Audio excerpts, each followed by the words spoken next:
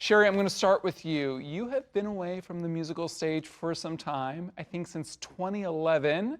Is that it? Yeah.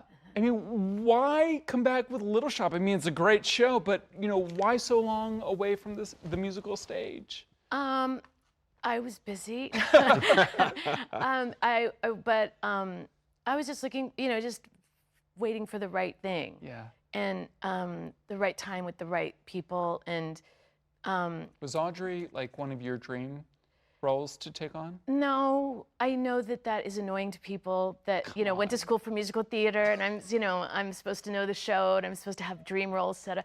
I like to write my own dream roles, so a lot of time is spent wanting to create work for others now, and not just myself, obviously, but that's the big dream. But this role was something that people were very excited for me to do, and I first saw this production. The first time I ever saw a full production was this show. Oh, wow. When I went to see talk with Michael Mayer, the director, about doing this, and then I was able to see Jake Gyllenhaal do it with Ellen Green, which Dick Scanlon directed as a concert version. So I had that first impression, and then this show, this production, everyone loves, and Alan Menken, is a big supporter and fan at Howard Ashman's estate, loves the show. It's very true to the original and still is very innovative. So it was, and then when I said I would love to do it with Nick Christopher, but there's no way he's going to be available, and then he was, so everything just lined up.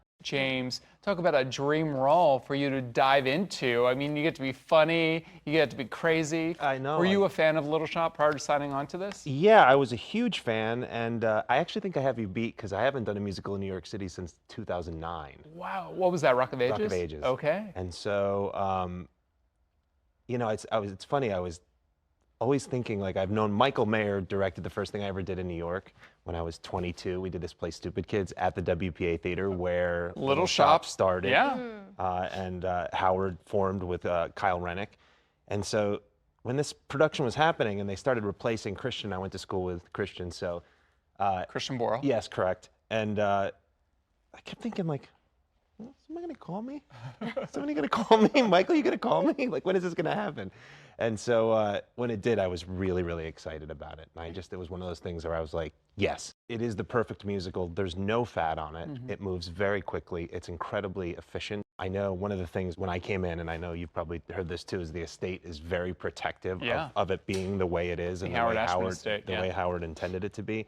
And you feel that when you're doing it, and you feel like if you go off, you realize, oh, that thing that I missed was actually in the text and should have been there from the beginning. I saw early on Titus and Sierra, your best friend, were there. Little Mermaid reunion at Little Shop of Horrors. Yeah, it's been amazing.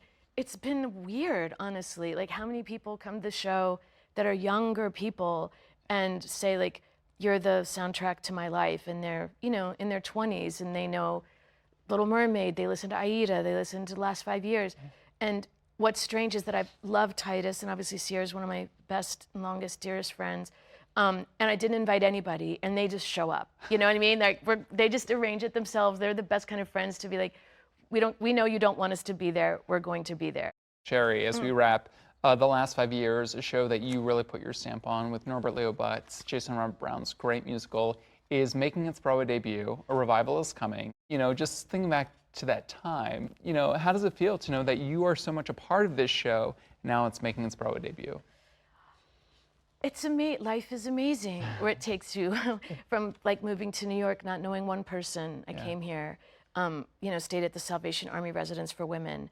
Things don't turn out, great with that start. And so to think that I've been a part of things that I really believe in, that I, and the fact that, I used to have a record label and we recorded that album, and that I knew would give it a life, I'm really excited about the production. I think it's right. I think it's well cast. I want to go.